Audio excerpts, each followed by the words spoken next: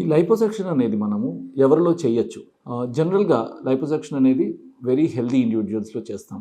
In fact they are normal people with no ఎటువంటి జబ్బులు లేని వాళ్ళు. అండ్ వీళ్ళకి నార్మల్ హెల్తీ డైట్ తీసుకునే వాళ్ళు ఉంటే ప్రిఫరబుల్ ఉంటుంది. ఎందుకంటే లైపోసెక్షన్ తర్వాత మనం ఏదైతే రిజల్ట్స్ ఇస్తామో వాటిని మెయింటైన్ చేయగలగాలి. లైపోసెక్షన్ అనేది మనము ఫ్యాట్ రిడక్షన్ ప్రొసీజర్. ఏదైతే లోకలైజ్డ్ ఫ్యాట్ కలెక్షన్స్ ఉంటాయో అది మనము ఆ ఫ్యాట్ని తీసేస్తాం. బట్ ఫ్యాట్ తయారయ్యే పద్ధతిని మనం మార్చట్లేదు. సో లైపోసెక్షన్ చేసిన తర్వాత ఎప్పుడైనా సరే సెక్షన్ తర్వాత వచ్చిన చేంజెస్ని మనము మెయింటైన్ చేసుకోగలిగే విధంగా ఆ లైఫ్ స్టైల్ మెయింటైన్ చేసేవాళ్ళు ideal candidates, correct candidates for liposuction. For example regular exercise protocol ఉన్నోళ్ళు. ఎక్సర్సైజ్ ప్రోటోకాల్ అంటే ఎవ్రీడే రోజుకి half an hour to 45 minutes or 1 hour రోజు రెగ్యులర్ ఎక్సర్సైజ్ చేసేవాళ్ళు.